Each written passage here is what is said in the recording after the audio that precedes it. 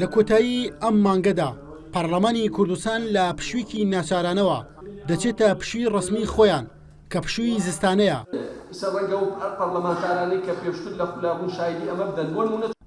ڕۆژی 12 ئۆکتۆبەری ئەم ساڵ سەرەتای دەستپێکردنی پشووە ناچارانەکەی پەرلەمانی کوردستان بوو کاتێک ڕێگە نەدرا سەرۆکەکەی بچێتە ناو شاری هەولێر.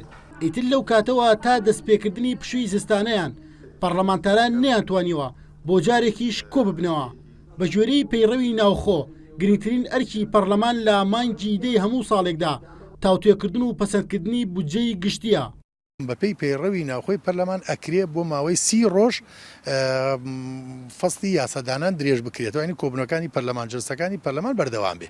جا بۆیە ئەگەر هەر وەختێک هەر کارێک هاتە پێشەوە هەر پێشاتێک هاتە پێشەوە دروست بوو لەو فترەی داهاتوە بڵێن ئەگەر ڕێکەوتنێک اتفاقاتێکی سیاسی کرا ئەکرێ زۆر ئاسایە لەلایەن سەرۆکایەتی پەرلەمانی کوردستانەوە تەبلیغ بۆ سەرجەم پەرلەمانتاران ئەکرێ بۆ ئەوی کۆبوونەوەی پارە یا کۆبوونەوەی ئاسایی پەرلەمان ببەسەر لەسەر دۆخەکە قسەی لەسەر بکرێت.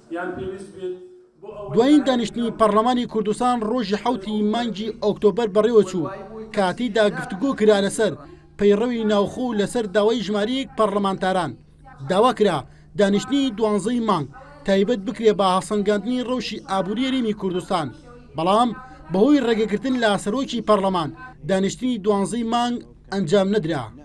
بەتەکید ئێمە دەکەوێت ناو فەسڵی تەشریعی، بەڵام بە پێی مادەی 6 لە پەیڕەوی ناوخۆی پەرلەمانی کوردستان سەرۆکی پەرلەمان یان یەک لە سەرچاری ئەندامانی پەرلەمان بۆیان هەیە داوای کۆبوونەوەیکی نائاسایی بکەن و لەو کۆبوونەوە نائاساییەش ئەگەر خوا پشتیوان بوو ڕێککەوتنێکی نوێ ئەنجام دراوە ئەم دۆخە ئاسایی بۆەوە دەتواندرێت داوای ئەوە بکرێت کە فەسڵی تەشریعی بۆ ماوەی مانگێک درێژ بکرێتەوە کە ئەوەش پێویستی بە دەنجی دوو لە سەرسێ ئەندامانی پەرلەمانە بە پێی مادەی 7 پەیڕەوی ناوخۆی پەرلەمان. هەلومەرجی سیاسی لە هەرێمی کوردستان بە جۆرێکە ئێستا پەرلەمانی کوردستان کەمترین ڕۆڵ و کاریگەری بەسەر ڕوودا و پێشاتە سیاسەکانەوە ماوە. هەر بۆیە چوونەپشی پەرلەمانتاران نابێتە هیچ کۆس بوو تەگەرەیەک لە بەردەم کاروبارەکانی حکوومەت هەرێمی کوردستان کە بەرچاوترینیان قۆناغەکانی چاکسازیە کە بەم دوایانەی یەکەم مەنگاوی ڕاگەیان.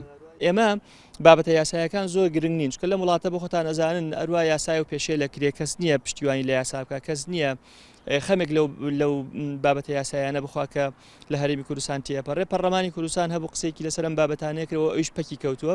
لەم وەرزەدا کە 4 مانگ بوو پەرلەمانی کوردستان بێجگە لە گۆڕینی چەند مادەیەکی پەیڕەوی ناوخۆی پەرلەمان نەیتوانی هیچ یاسایەک دەربکات. پێشقەدری NRT هەولێر.